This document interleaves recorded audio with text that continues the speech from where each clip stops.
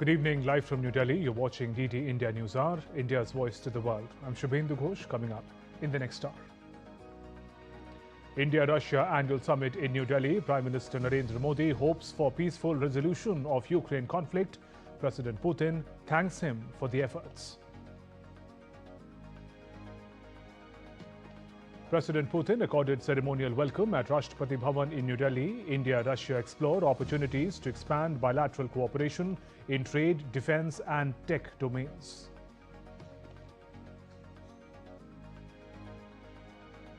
President Putin and Prime Minister Modi addressed the India-Russia Business Forum in New Delhi, urged business leaders from both countries to capitalize on the new opportunities. Indigo airline crisis continues. Around 500 flights cancelled in Delhi on Friday.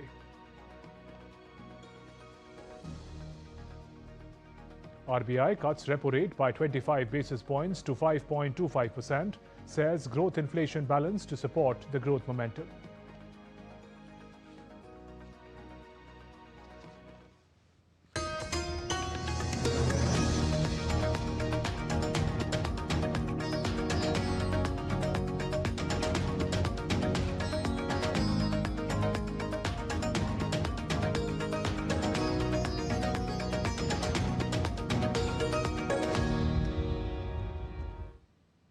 India and Russia have signed several agreements in the field of healthcare, medical education and science.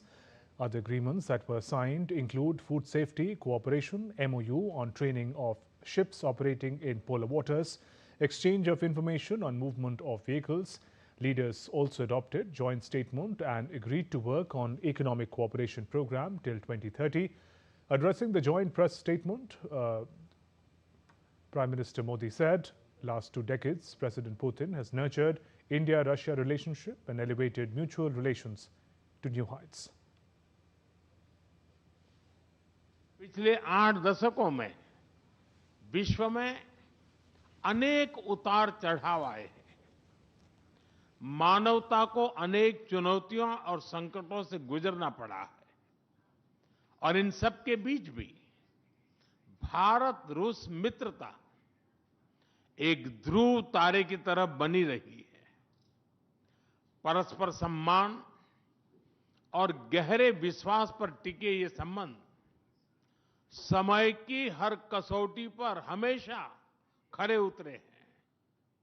आज हमने इस नींव को और मजबूत करने के लिए सहयोग के सभी पहलुओं पर चर्चा की। Prime Minister Modi said that agreements have been signed in the fields of trade, investment and security. He added both sides have agreed on economic cooperation program till 2030. आर्थिक सहयोग को नई ऊंचाइयों पर ले जाना हमारी साझी प्राथमिकता है। इसे साकार करने के लिए आज हमने 2030 तक के लिए एक इकोनॉमिक कोऑपरेशन प्रोग्राम पर सहमति बनाई है। इससे हमारा व्यापार और निवेश डाइवर्सिफाइड, बैलेंस और सस्टेनेबल बनेगा और सहयोग के क्षेत्रों में नए आयाम भी जुड़ेंगे। Prime Minister Modi stressed that strengthening connectivity between the two countries remains a key priority. He said cooperation in critical minerals is important for sustainable global supply chains. ऊर्जा सुरक्षा भारत-रूस साझेदारी का मजबूत और महत्वपूर्ण स्तंभ रहा है। सिविल न्यूक्लियर एनर्जी के क्षेत्र में हमारा दशकों पुराना सहयोग क्लीन एनर्जी की हमारी साझा प्राथमिकताओं को सार्थक बनाने में महत्वपूर्ण रहा है। हम इस विन विन सहयोग को जारी रखेंगे। क्रिटिकल मिनरल्स में हमारा सहयोग पूरे विश्व में सिक्योर और डाइवर्सिफाइड सप्लाई चेन सुनिश्चित करने के लिए महत्वपूर्ण है। इससे क्लीन एनर्जी, हाईटेक मैन्युफैक्चरिंग और न्यू एज इंडस्ट्रीज में हमारी साझेदारी को ठोस समर्थन मिलेगा। India and Russia have agreed to work together on vocational education, skilling and training.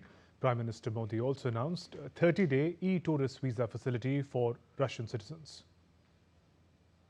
मुझे खुशी है कि शीघ्र ही हम रूसी नागरिकों के लिए निःशुल्क 30 डे ई-टूरिस्ट वीजा और 30 डे ग्रुप टूरिस्ट वीजा की शुरुआत करने जा रहे हैं। मैन पावर मोबिलिटी हमारे लोगों को जोड़ने के साथ साथ दोनों देशों के लिए नई ताकत और नए अवसर क्रिएट करेगी। आज 2 समझौते किए गए हैं। हम मिलकर वोकेशनल एजुकेशन, स्किलिंग और ट्रेनिंग पर भी काम करेंगे। हम दोनों देशों के स्टूडेंट्स, स्कॉलर्स और खिलाड़ियों का आदान प्रदान भी बढ़ाएंगे।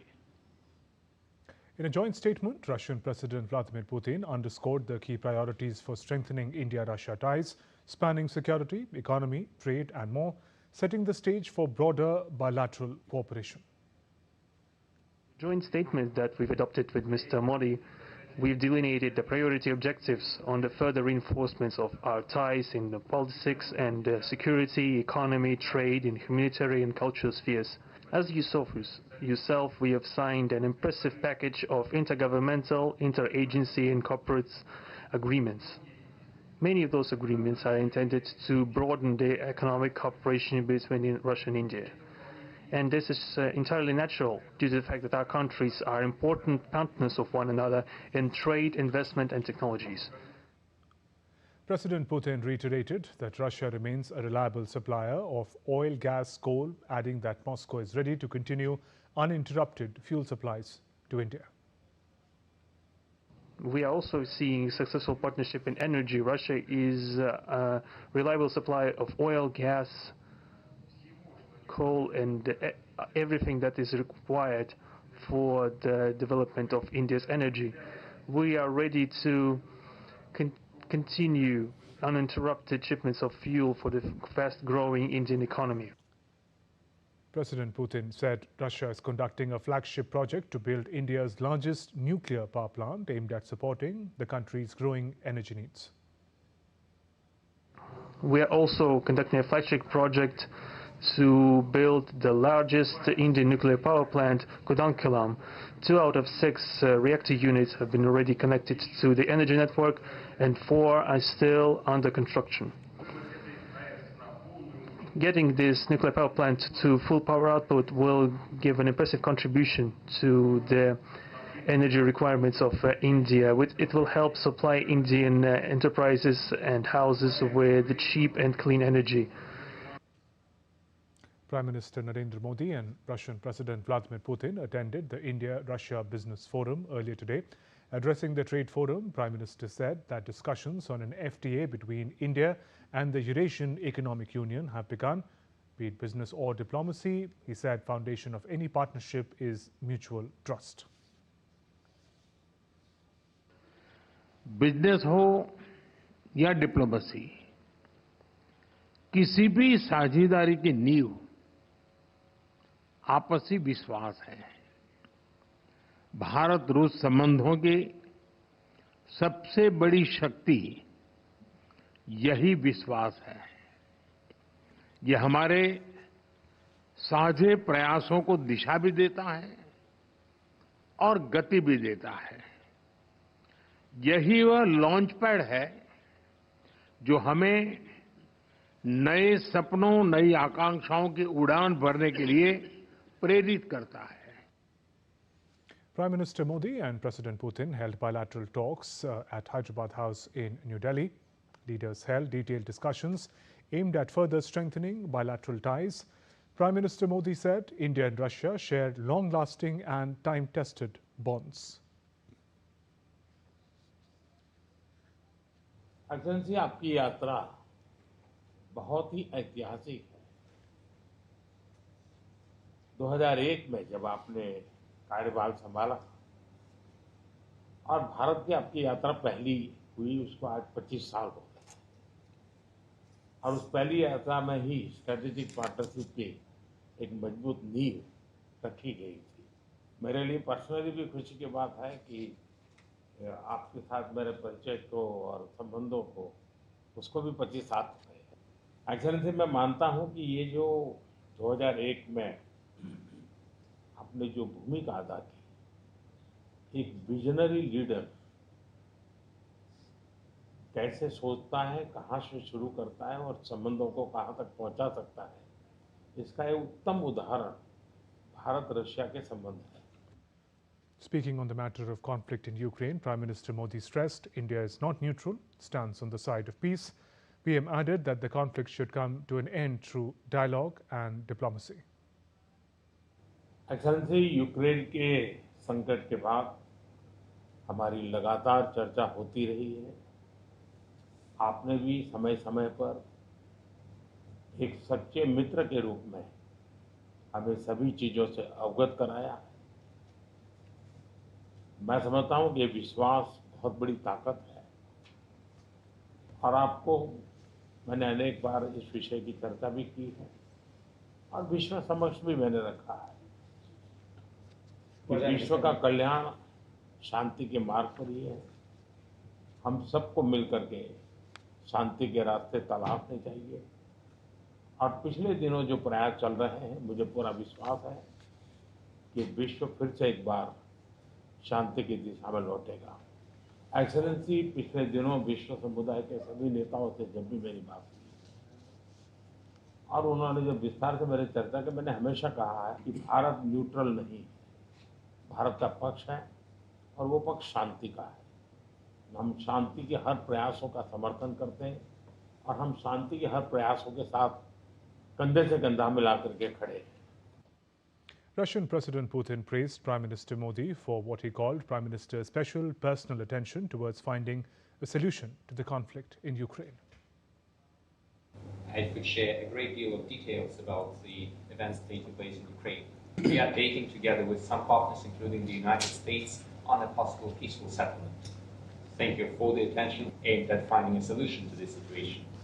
Our relations are deeply rooted into history, but it is not the words that matter, it is the substance of the matter which is very profound. We really appreciate that and the fact that you, ex-Prime Minister, pay special personal attention to that. On to some other stories. India's largest airline, Indigo, cancelled approximately 500 flights on Friday in the national capital till midnight for the fourth consecutive day, causing chaos for passengers at the Delhi airport, bringing the overall cancellation to cross over 1,000. In a meeting with Minister of Civil Aviation a day earlier, Indigo attributed disruptions to challenges in crew planning and implementation of revised flight duty time limitation norms, along with seasonal weather-related constraints.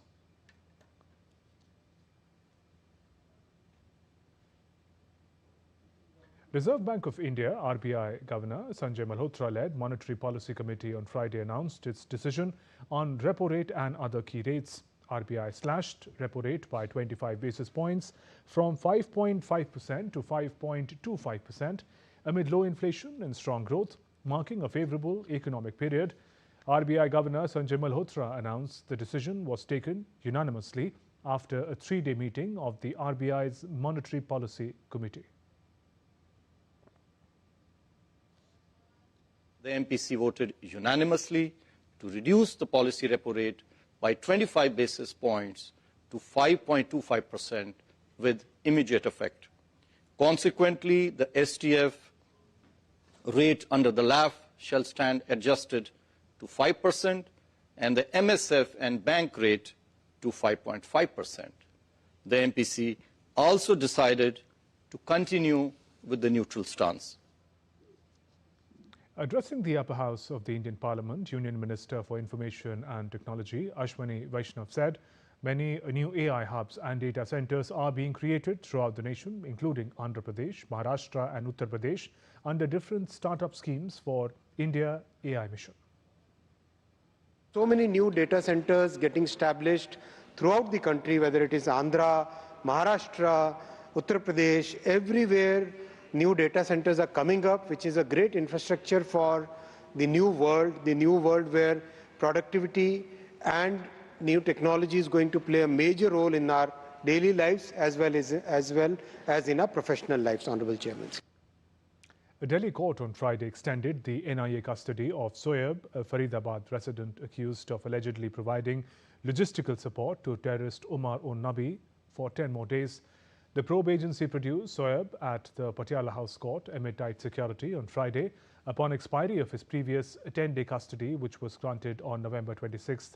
Soeb is the 7th accused arrested by the NIA in the case, which is linked to the white-collar terror module busted by Jammu and Kashmir police.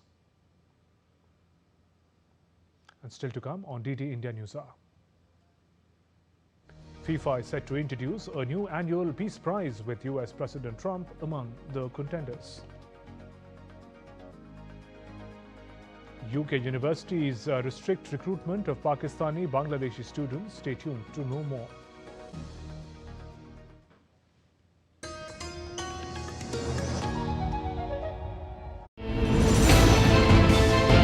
Geopolitics and trade deals. Economic challenges amid development. Hard work and the path to prosperity. It's the economy always. Between walkers, money is what money does and says. Supply creates its own demand. Between the bulls pulls and bears tears. When supply chains globalization and India rises to the podium.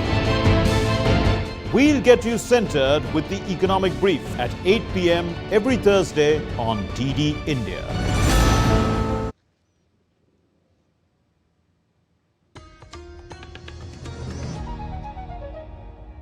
Welcome back. You're watching DD India News Hour. I'm Shubhendu Ghosh. US military has conducted numerous strikes on alleged Venezuelan drug smuggling boats in the Caribbean and Pacific since September this year, killing dozens of people. US conducted another lethal strike on an alleged drug smuggling boat in Eastern Pacific on Thursday. The new strike comes amid intense scrutiny and a bipartisan American congressional review into the legality of the actions. Here's more. The US military said it killed 4 men in a strike on a suspected drug vessel in international waters in Eastern Pacific on Thursday, amid growing controversy over a campaign that has taken more than 87 lives. In a statement on X, US military said intelligence confirmed that the vessel was carrying illicit narcotics and transitioning along a known narco-trafficking route in Eastern Pacific. Meanwhile, pressure is mounting on the Trump administration over the first strike on the alleged drug boat. September 2nd incident was the first in a series of strikes targeting purported narcotics smuggling vessels that have left more than 80 people dead. A top Democratic lawmaker said that video footage played during a classified hearing showed a US strike killing shipwrecked sailors who survived an initial attack on an alleged drug trafficking boat. The attack has sparked widespread criticism of both military campaign and Defense Secretary Pete Hegseth. Amid heightened regional tensions, Venezuelan President Nicolas Maduro used an appearance on his radio show to reaffirm Venezuela's sovereignty and highlight China's political support. Maduro also called for support of the Brazilian people. Bureau Report, DD India. US President Donald Trump envoy Steve Witkoff and Jared Kushner on Thursday met the Ukrainian negotiator Rustam Umerov in Miami, pressing a revised 28-point peace plan that demands Kiev cede Crimea, Donetsk and Luhansk territories it vows to defend. The closed-door meeting, third in 2 weeks, follows a fruitless 5-hour Moscow session with Vladimir Putin on Tuesday, where no compromise emerged. Trump called the Moscow talks reasonably good, claiming the Russian leader seeks an end to the conflict, although Putin on Thursday warned of seizing eastern Donbass by force, absent Ukrainian withdrawal, and accused Europe of sabotaging the talks. FIFA will introduce a new annual award named FIFA Peace Prize. Football unites the world, with US President Donald Trump among the contenders during the 2026 World Cup draw in Washington, D.C. The award aims to honor individuals who have made exceptional contributions to peace. The draw will be held at John F. Kennedy Center for the Performing Arts, where all 48 World Cup teams will learn their group stage opponents. Trump, who pushed hard for a Nobel Peace Prize this year, criticized the committee after it awarded it to Venezuelan opposition leader Maria Corina Machado, will be present. The 2026 World Cup, hosted by the US, Canada and Mexico, runs from June 11th to July 19th, featuring a record 104 matches across 16 cities. A US appeals court on Thursday handed a victory to President Trump in his effort to keep National Guard troops in Washington, pausing a lower court order that would have ended the deployment in the coming days. In a written order, the US Court of Appeals for the District of Columbia Circuit lifted an injunction that said troops needed to leave the nation's capital by December 11th. The DC Circuit's order, which is temporary, does not address the merits of the case, allows Trump to continue a deployment he began this summer and has ramped up in response to a November 26 shooting of 2 National Guard members near the White House. The order came in a lawsuit filed by District of Columbia Attorney General Brian Schwab, a Democrat and the capital city's top legal officer. The US military said it killed 4 men in a strike on a suspected drug vessel in international waters in Eastern Pacific on Thursday, amid a growing controversy over a campaign that has taken more than 87 lives. The US military said in a statement on X, intelligence confirmed that vessel was carrying illicit narcotics transitioning along the known narco trafficking route in the Eastern Pacific. The latest strike targeted a vessel in international waters operated by a designated terrorist organization. Earlier in the day, lawmakers attended a classified briefing on the Capitol Hill in which they were shown extended video footage of the strike, only a brief part of which has been publicly released. A senior Democratic lawmaker who saw the footage of the incident on Thursday said it showed a US attack on shipwrecked sailors, while others describe it as possible war crime. Defense Secretary Pete Hegseth and President Trump's administration have especially come under fire over an incident in early September in which US forces targeted a wreckage of vessel that had already been hit, killing 2 survivors. American actor playwright Jeremy O. Harris has been detained in Japan for nearly 3 weeks following his arrest on drug smuggling allegations at Naha Airport in Okinawa. Harris was arrested on suspicion of violating Japan's Narcotics and Psychotropics Control Act. According to an official, Harris was stopped at Naha Airport on Okinawa Island last month after being discovered with 0.78 grams of crystal containing the synthetic narcotic MDMA with him. Though his representatives declined to comment on the situation, it's not clear whether the artist had retained his legal representation in Japan. Moving on, tightened immigration controls and rising concerns over alleged visa misuse have caused UK universities to suspend or halt admissions to students from Bangladesh and Pakistan. According to the Financial Times, at least 9 higher education institutions have imposed restrictions on applicants from both these nations. UK classifies both these nations as high-risk countries. The tightening comes after the UK Home Office revised its basic compliance assessment rules in September, forcing institutions to comply with rules or risk losing their license. According to official data, visa refusal rates for Bangladeshi and Pakistani applicants stood at 22% and 18% respectively as of September this year. The move follows a sharp rise in visa refusal rates and asylum claims linked to international students. Israel awaits return of last hostage remains held by Hamas in Gaza. On Thursday, Israel sent a delegation to Cairo to discuss efforts for the return of the last hostages remains in Gaza. Under the first phase of the US-brokered ceasefire between Israel and Hamas in Gaza, militants were due to return all 48 hostages they held captive, 20 of whom were still alive. Meanwhile, Israel has set its defense budget for 2026 to $34 billion, significantly higher than previous draft. French leader Emmanuel Macron concluded his 4th state visit to China on Friday in southwestern city of Chengdu. Chinese President Xi Jinping personally escorted him and the First Lady, Brigitte Macron, through the 2,300-year-old Doordarshan irrigation system, a UNESCO marvel rarely shown to foreign leaders. After Thursday's Beijing talks produced only 12 cooperation agreements on nuclear energy, elderly care and renewed panda loans, but no long-sought 500-plane Airbus order, Macron stressed strategic autonomy and deeper dialogue on Ukraine ahead of France's 2026 G7 chairmanship. She hailed Franco-Chinese ties as a model for Europe. Trade breakthroughs remain elusive as Beijing keeps aviation leverage for U.S. talks. Pakistan's Army Chief Field Marshal Syed Asim Munir has been appointed the country's first Chief of Defence Forces, giving him formal command over all three branches of the military. The appointment was approved by President Asif Ali Zardari on the advice of Prime Minister Shehbaz Sharif and follows the creation of a new post through a constitutional amendment earlier this week. Munir will serve a 5-year term in the role while continuing as the Chief of Army Staff.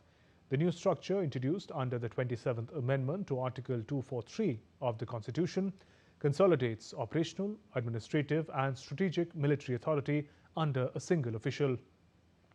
It marks Pakistan's most significant military command overall since the 1970s. Let's now turn to other stories making news around the world. Thousands gathered to watch the lighting ceremony of Trafalgar Square Christmas tree in London, gifted by Norway in a yearly tradition going back to 1947 as a symbol of friendship. The lighting ceremony takes place on the same day as the UK and Norway unveiled a new defence pact.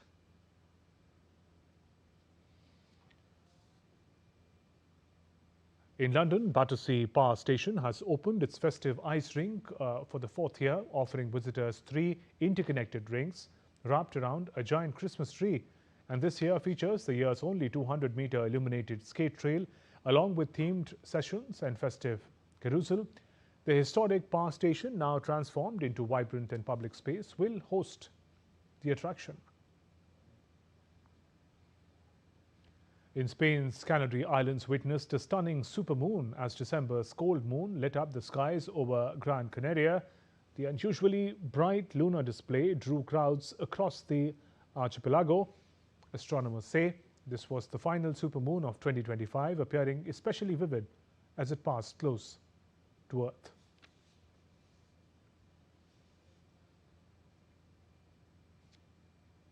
And hundreds of Christian pastors and church leaders from the United States gathered today in Jerusalem, holding a special prayer service on the southern steps of the Western Wall. The delegation says visit is meant to strengthen American support for Israel.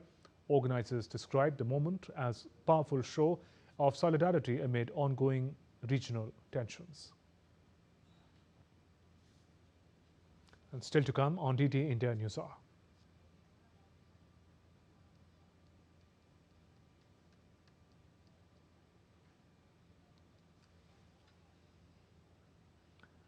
And Austria welcomes Israel's inclusion in Eurovision Song Contest. We'll also talk about FIFA World Cup draw to be announced today in Washington. 48 football teams are in the fray. A short break. There's more coming up.